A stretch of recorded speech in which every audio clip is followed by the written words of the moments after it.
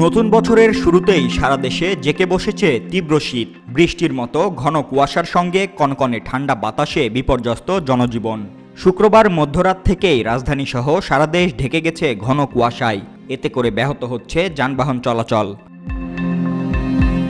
আবহাওয়া অধিদপ্তর জানিয়েছে, দেশে আজ সর্বনিম্ন তাপমাত্রা রেকর্ড করা হয়েছে ৮.৫ ডিগ্রি সেলসিয়াস, আর সেটি পঞ্চগড়ে। এর আগের দিন বৃহস্পতিবার দেশের সর্বনিম্ন তাপমাত্রা রেকর্ড করা হয়েছিল চুয়াডাঙ্গায় ৯.৮ ডিগ্রি সেলসিয়াস।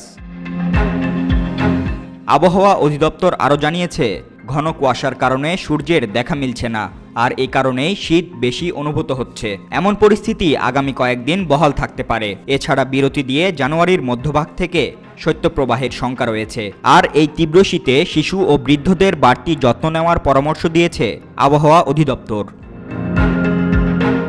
দেখা গেছে, দেশের উত্তর ও দক্ষিণাঞ্চলে তাপমাত্রার পারদ প্রতিদিনই নামছে।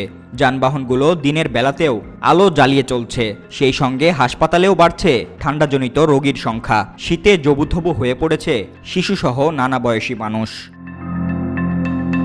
তবে সবচেয়ে বিপাকে পড়েছে নিম্ন আয়ের মানুষ ও ভবঘুরেরা। যদিও তীব্র ঠান্ডা উপেক্ষা করেই ভোরেই কাজে নেমেছেন তারা।